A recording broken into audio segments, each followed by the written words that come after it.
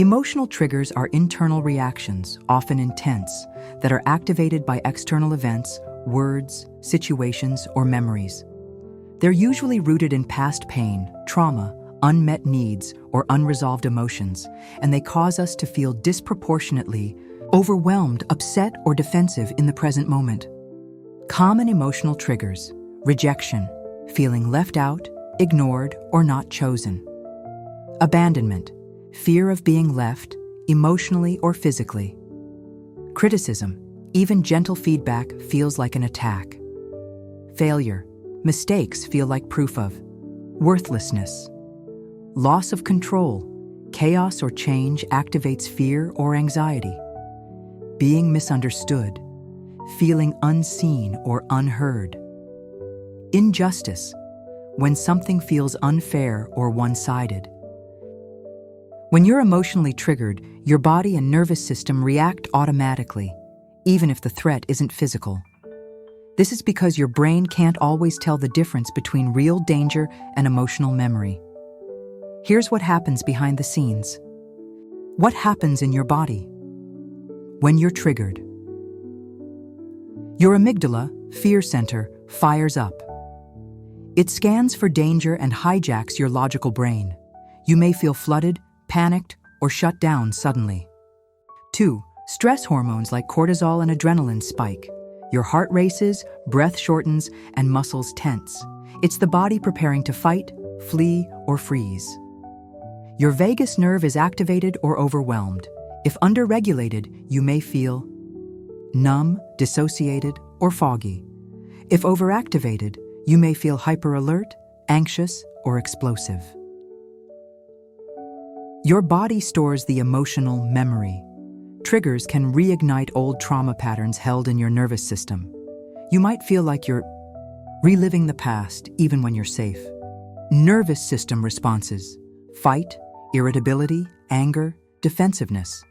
Flight, anxiety, restlessness, needing to escape. Freeze, numbness, shutdown, blank mind. Fawn, people-pleasing, abandoning self to maintain peace. Trauma-informed ways to identify and gently respond to emotional triggers, especially if you live with chronic pain, trauma, or nervous system sensitivity. Notice sudden shifts in your body: a racing heart, tight chest, or shallow breath. Feeling off without knowing why. Numbness, zoning out, or sudden anger. Track emotional overreactions. If your response feels bigger than the situation, it's likely linked to a past wound. Observe recurring patterns. Certain people, words, or situations bring up familiar discomfort or defensiveness. Use reflection prompts. When did I first feel this way? What part of me is feeling unsafe right now? What story am I telling myself in this moment? How to gently respond to triggers. Pause, plus, breathe. Create space between trigger plus response. Inhale deeply through the nose for 4 counts. Hold for 2, exhale slowly for 6. Repeat until your body begins to soften. Name it to tame it. I'm feeling triggered. That doesn't mean I'm unsafe, just activated. Label the emotion, guilt, fear, shame, to begin processing it. Soothe your nervous system. Place a hand on your heart or belly. Try vagus nerve toning, humming, singing, slow exhales. Use grounding tools. Name 5 things you can see, hear, feel for. Affirm your safety. Say aloud or write, "This is a reminder that I am safe in this moment." Or use, "That was then. This is now. I am allowed to feel and heal."